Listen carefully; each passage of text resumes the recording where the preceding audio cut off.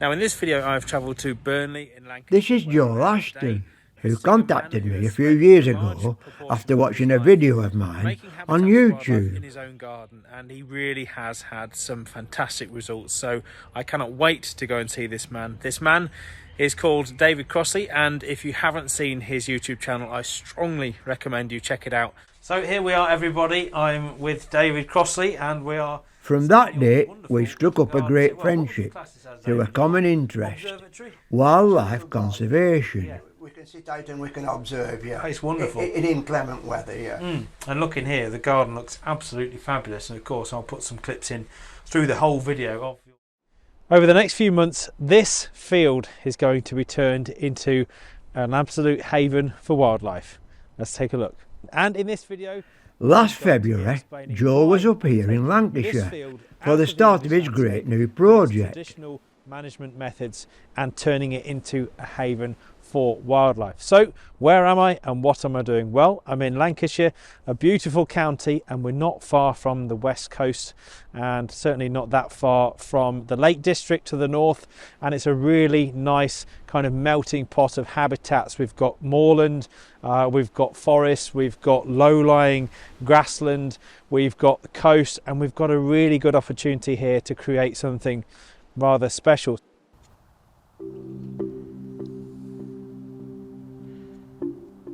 Bringing things back up to date, Joe's project is only around 20 miles away from our home, so we caught up with him to film the progress of his latest project.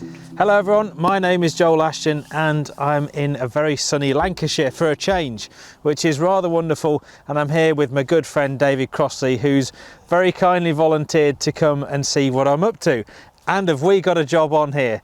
It's an absolutely brilliant site. It's a 3-acre field, and it's the client that I'm working for that has asked me to create a series of ponds and scrapes, so a little mini wetland if you like. Now on the site I've already planted 150 native trees and shrubs which are growing really nicely. They were planted in the February and we're now in September, and I'm creating at the moment the largest of the 6 ponds on this site. It's absolutely brilliant, so let's go and take a look. This pond is going to be about 20 metres by 10 metres.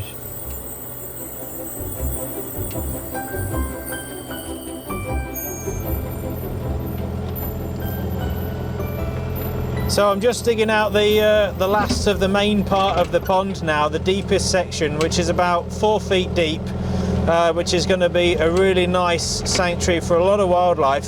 And I should probably say at this point that I have been making ponds for 20 years, although to be fair, if I'm not sure what I'm doing after 20 years, I probably ought to think about a career change.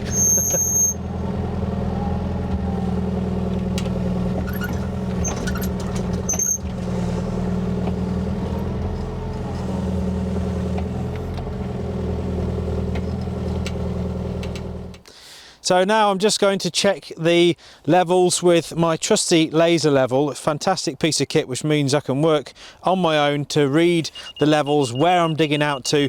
So I'm just going to check I've not dug too deep, or if I need to dig a bit more, and then we can start thinking about shaping the sides and getting the final profiles of the pond.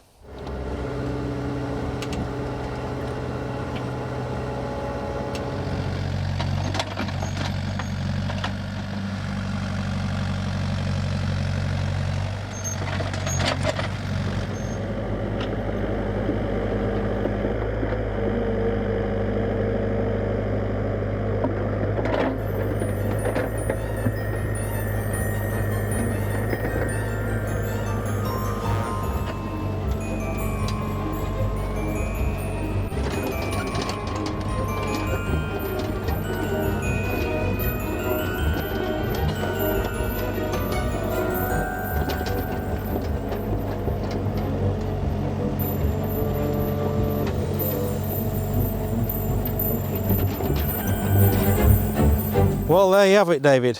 What do you think?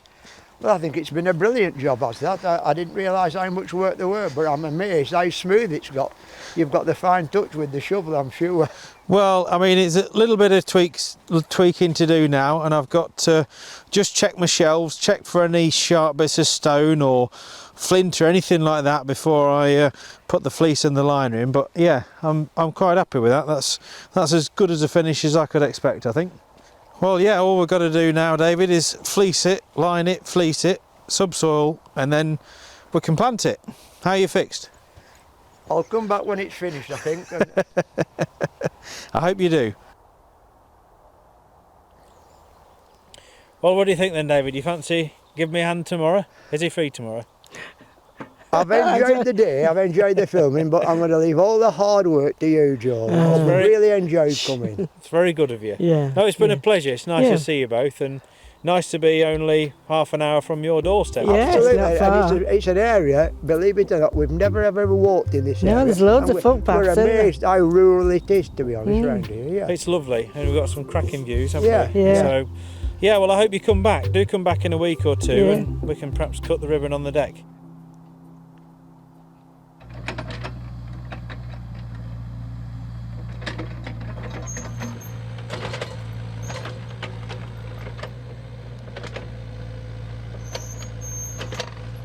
The ground at one end of the pond is levelled and smoothed out for the final positioning of the large pond liner, which will be installed in the next couple of days.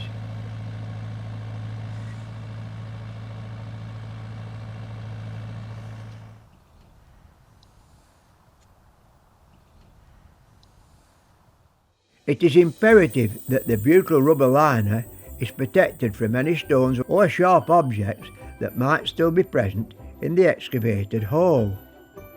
The protecting fleece is heavy duty, tough and about 2 mm thick. The very heavy liner is finally positioned in the correct spot. This is critical, so that when it's unfolded and rolled out, it will lie over the contours of the pond with the spare liner edges lying equally around the edges of the pond.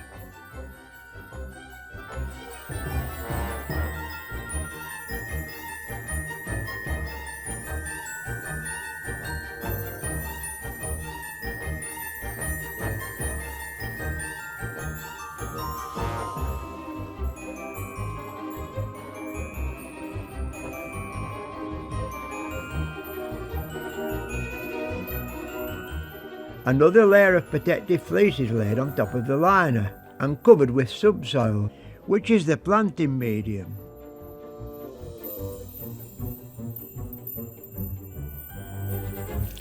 The pond will take around 2 or 3 days to fill. We are back again around 2 weeks later, and the liner has been trimmed and the contours around the pond covered and shaped with the subsoil.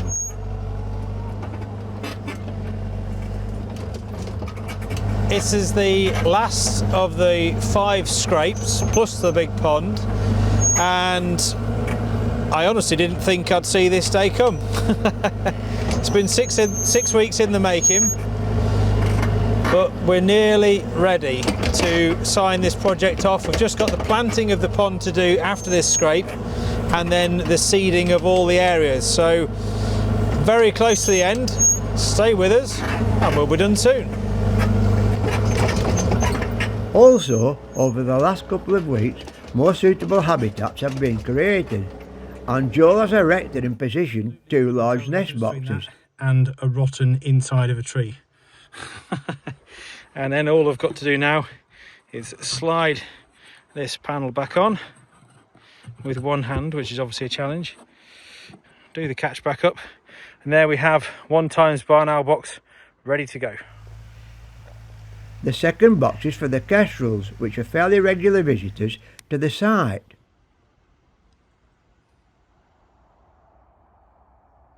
The oak deck has been constructed and positioned, and the final flower banking around the scrape is being formed.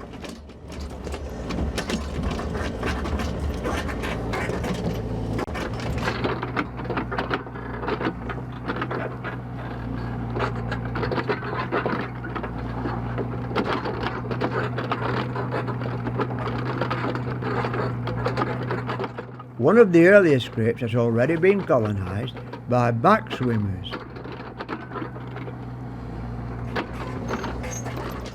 Around another scrape, deer have already visited overnight.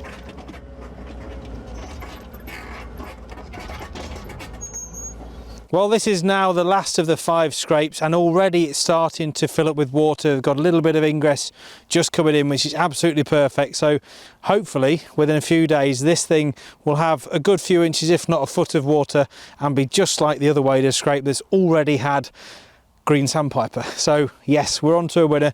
Now it's on with putting some logs around the pond, getting it planted, and then I can get it seeded. Job done.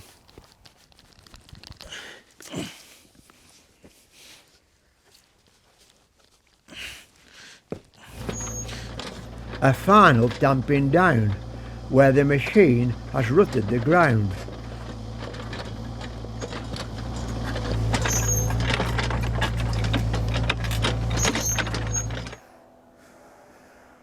And now one of the last jobs, sorting and positioning the marginal plants.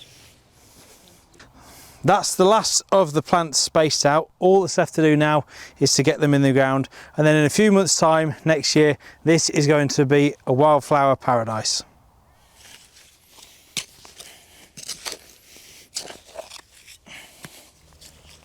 Well, hopefully if I can do 3 or 4 a minute, this shouldn't take too long. Then all that's left to do is seed all the bare areas around the pond and the meadow areas themselves and all the banks with a nice mix of native wildflowers and grasses.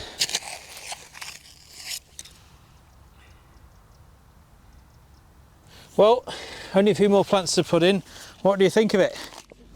It's absolutely amazing. It is. I can't believe the difference in the last few days. It's just now it's all levelled out. It just looks absolutely fabulous. Yeah. Brilliant. Thank you very much. Well, we're running out of daylight now, unfortunately, so I'm multitasking. I'm drinking tea and applying oxygenators to the pond, like this. This is the easier part of the planting, throwing in the water soldier. Well, that's it. After a late finish last night in total darkness, I managed to get the rest of the planting around the margins of the pond. The whole site has now been seeded and it's raring to go. This thing will just get better and better with time, and I can't wait to come back and film some updates along with David as well. And I really hope that you've enjoyed seeing this transformation.